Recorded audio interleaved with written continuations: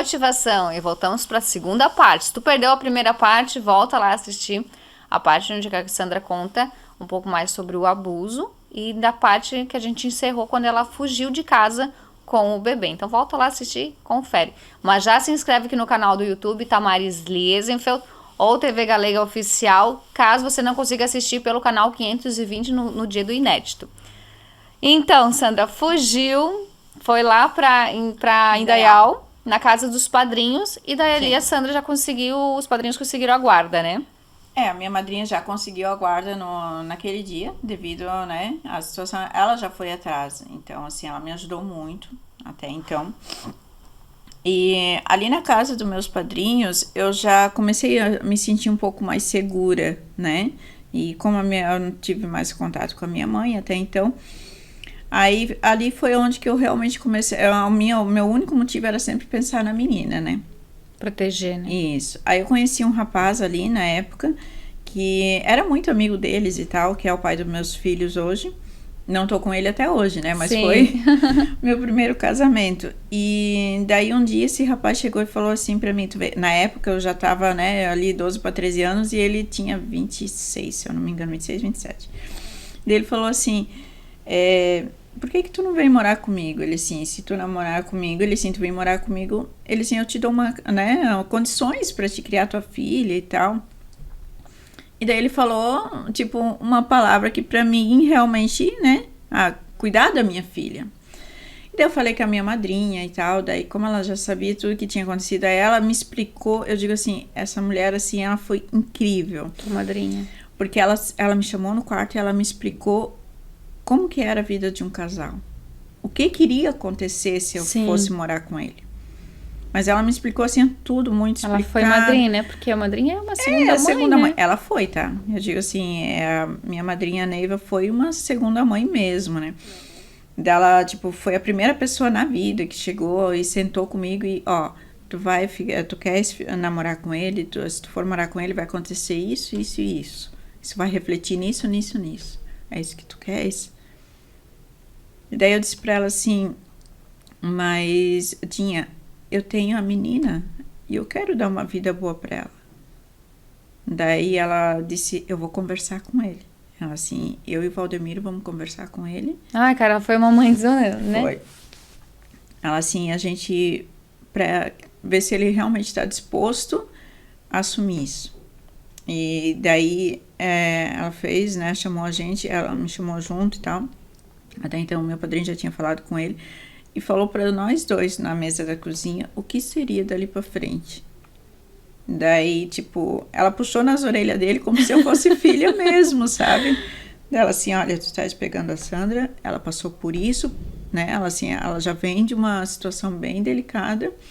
Então, assim, eu não quero que tu faça ela sofrer, eu quero que tu dê tudo para ela o que tu prometer. E pra menina, né? E daí ele falou assim, não, ele sim, eu vou ter paciência. Ele sim, eu vou esperar o tempo dela. Meu Deus. Eu digo assim, eu não fui a melhor mulher do mundo pra ele, porque eu era uma criança, na época eu não tinha o entendimento que eu tenho hoje, mas ele foi um grande homem, sabe? Então, assim, nesse ponto eu sou muito grata a Deus por ter colocado ele na minha vida. E daí eu fui morar com ele. Mas pra te ter uma noção, a nossa relação íntima demorou meses. Ele não me tocava nem nada, tipo, tava me criando. E daí tá, a menina, tipo assim, quando eu fui morar com ele, ele foi, comprou roupa nova pra menina, comprou calçado, né? E ele foi um paizão pra ela. Um paizão mesmo, mas assim, eu tinha tanto trauma do que eu tinha passado que eu não deixava ninguém ficar com ela. Eu morria de medo que qualquer um fosse fazer alguma coisa pra ela. Tanto é que um dia ele foi trocar ela, eu tinha pegado um emprego de babá. E daí ele buscou ela na creche e tal. Quando eu cheguei, ele tava trocando ela. E quando eu vi ele trocando ela, assim, pra mim aquilo foi... assustador. Olha, quando a gente tem um trauma, é difícil até explicar a sensação que tu sente. Mas eu só vi ele com as perninhas dela pra cima, assim, limpando, normal, um pai, né, limpando. Sim. Aquilo me deu um ruim tão grande que eu só cheguei assim no quarto e eu empurrei ele, eu não sei com que força eu tive, só sei que ele caiu.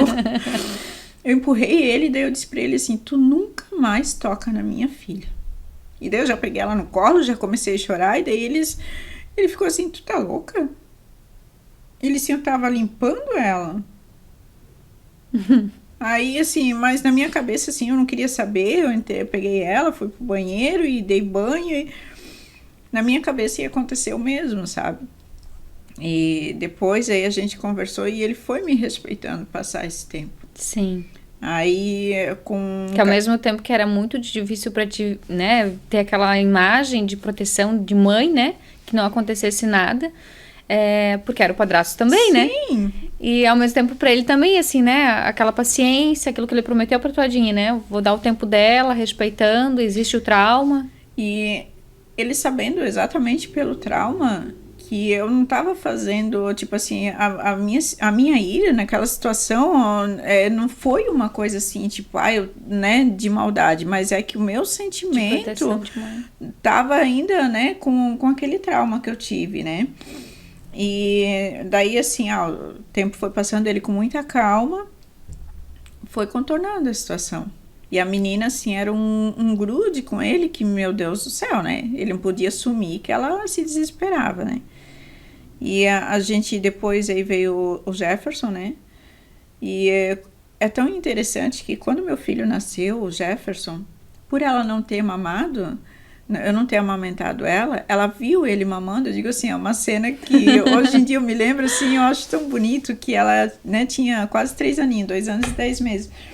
E eu com ele no colo, assim, amamentando dela, ficou olhando assim, né, ela assim, por que ele tá ali? Daí eu disse, porque ele tá mamando? Ela assim, tem leite? Eu disse, tem. Ela assim, eu também quero. E ela mamou. E assim, só que daí ela queria mamar todo dia. Querida.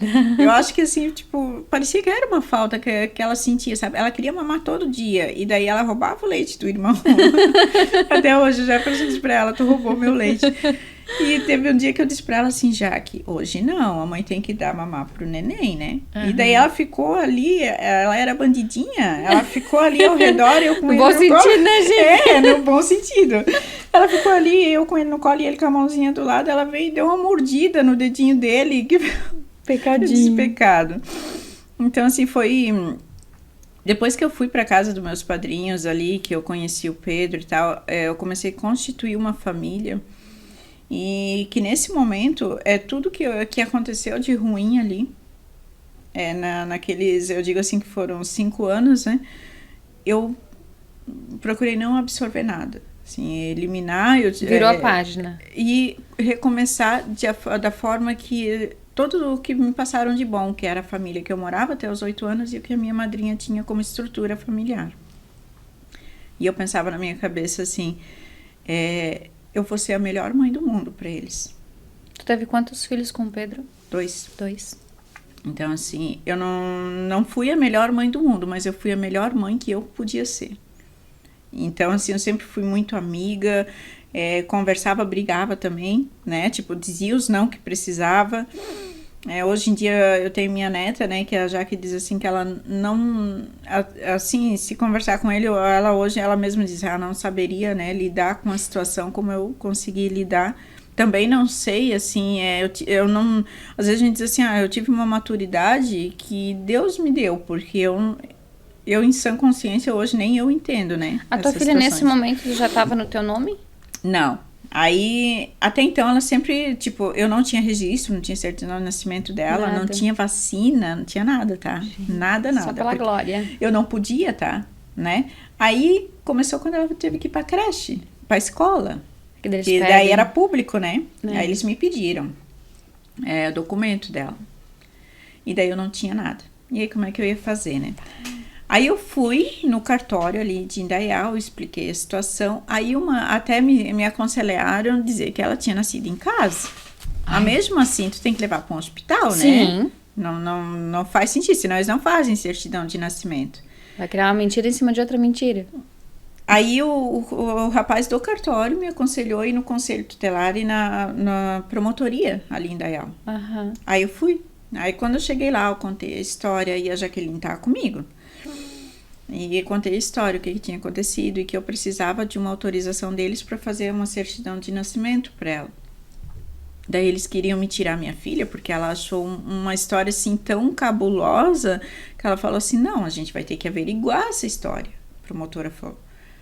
Ela falou até a gente averiguar, assim, eu vou, né, foi conversar com outras pessoas, a menina vai ficar numa casa, como é que eles chamavam?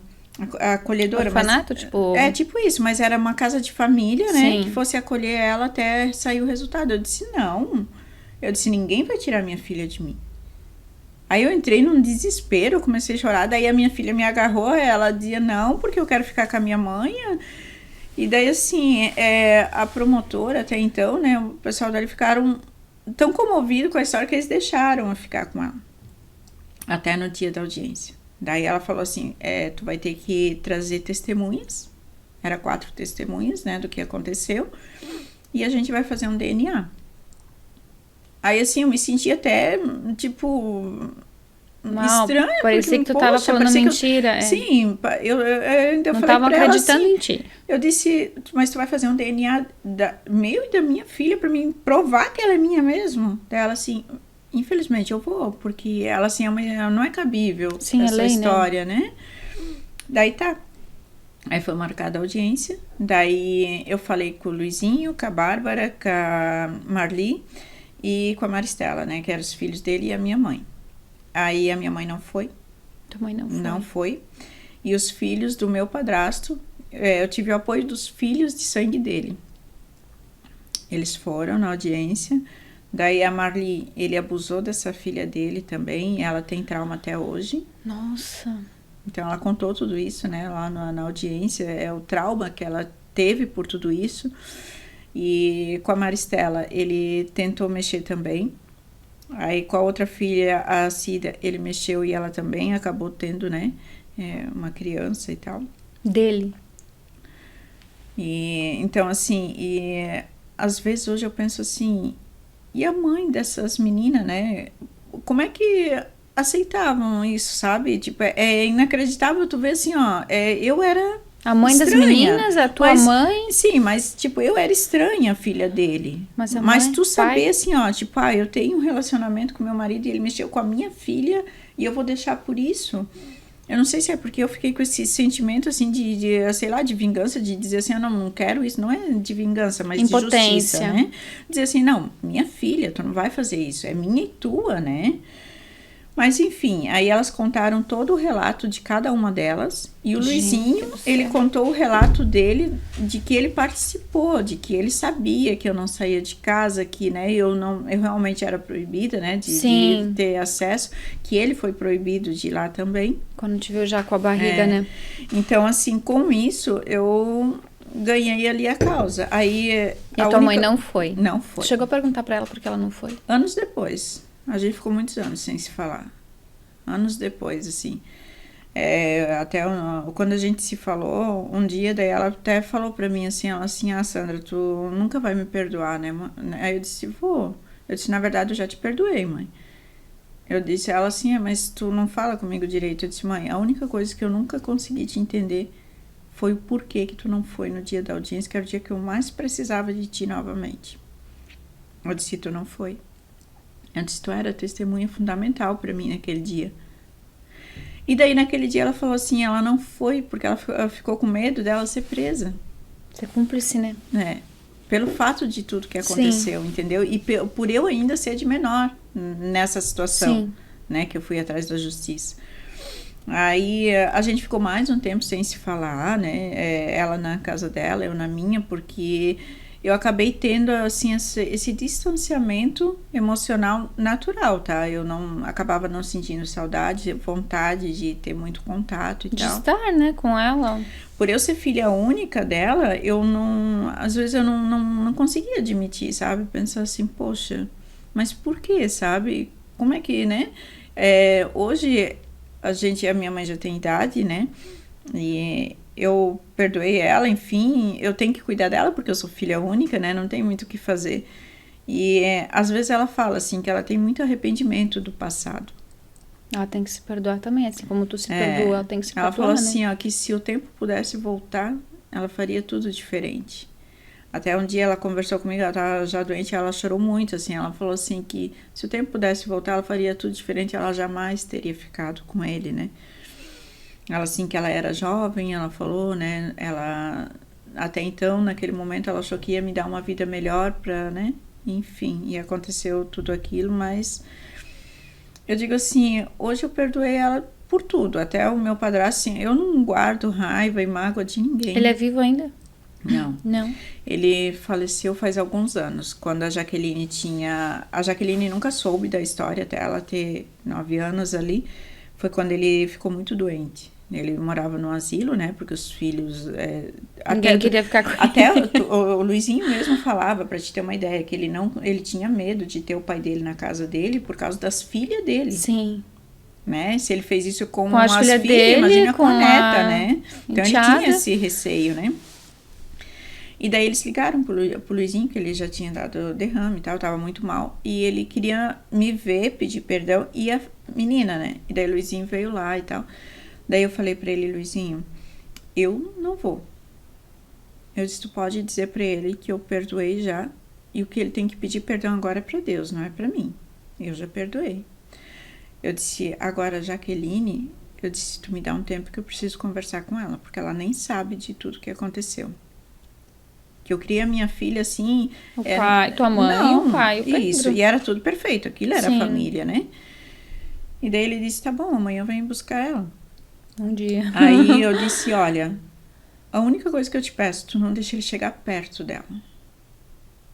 Eu disse, eu não quero que ele chegue perto, que ele encoste nela, de jeito nenhum. Eu disse, é só a única coisa que eu te peço. Daí ele falou assim, não, fica tranquila.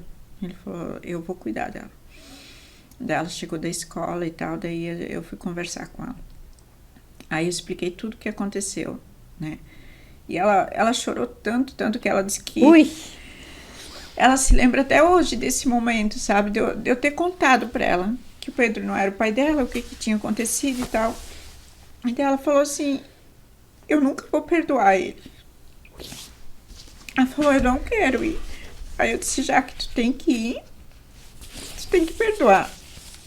Aí eu disse, porque isso não pode ficar no teu coração. Ela assim, mãe, eu não quero ir. Eu disse, ó, o teu Dinho, que eu convidei o Luizinho para padrinho dela, né? Aham.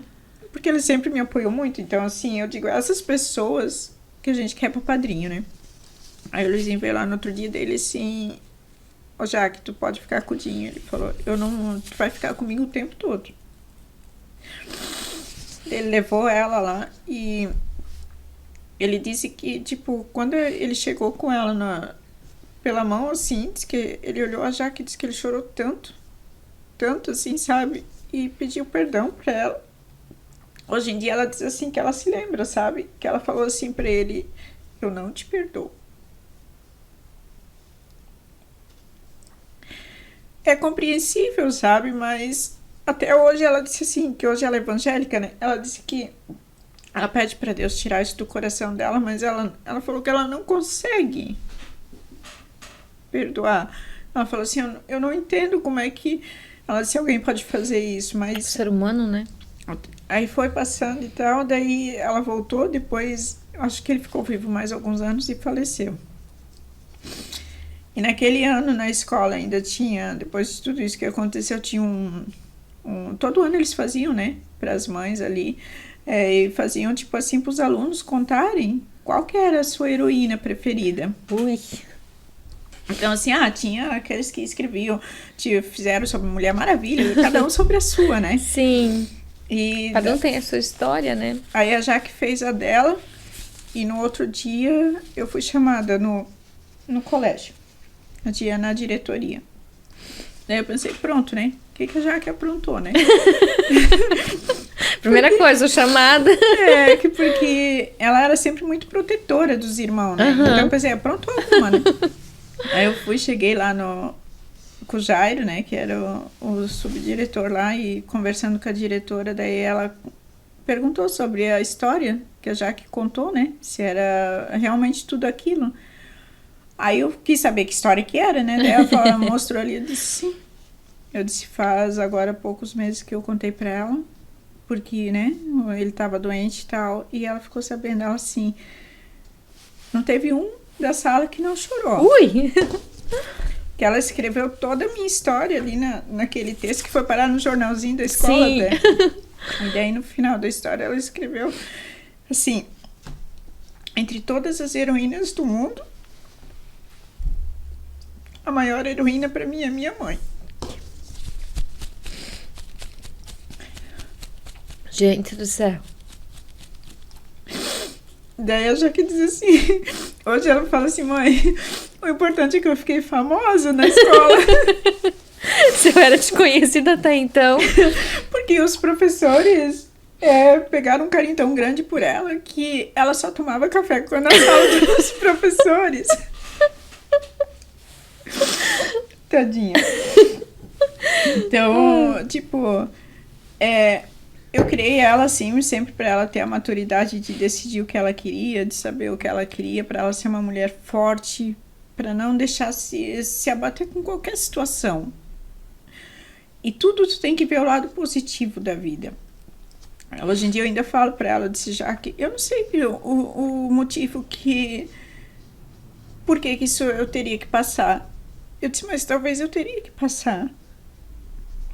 Eu disse, porque como é que eu ia ter você hoje? Eu disse, tudo que acontece na tua vida, isso tudo, sabe, Tamaris? Tudo, eu acho. Quando acontece uma coisa muito ruim, tu pode ter certeza que vai acontecer uma coisa boa de tudo isso. E a Jaqueline veio, eu digo que foi a melhor coisa da vida, porque ela é uma mulher incrível. Eu tenho muito orgulho da mulher que eu criei. Olha só, gente, eu não consigo nem falar aqui, porque... Tenho muito orgulho, porque... Tu foi uma mãe que tu sempre idealizou ser, né? Isso. Eu sempre pensava assim, tudo que eu não tive, eu vou dar pra ela. E eu errei também por isso, tá? Errei pelo excesso.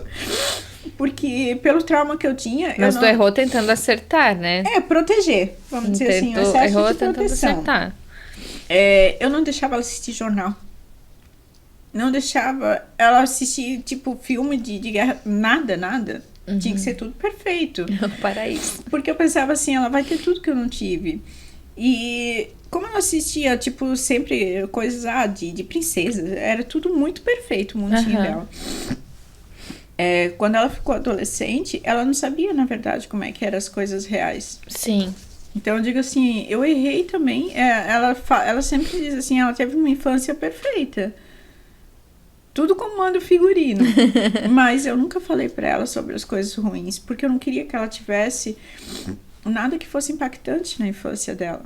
Que fosse, né, realmente gerar algum trauma depois. E hoje em dia, assim, ela diz assim, mãe, ela assim, se um dia eu conseguisse ser a metade do que tu é pra Alice, assim, eu já tô muito feliz. Alice é tua neta, né? A minha neta. Por isso o ateliê, tá, gente? É Alice Ribeiro, que é a minha neta. E a Alice, assim, ela é muito inteligente, ela é tão amorosa, eu sei que, tipo, ela tá sendo uma boa mãe.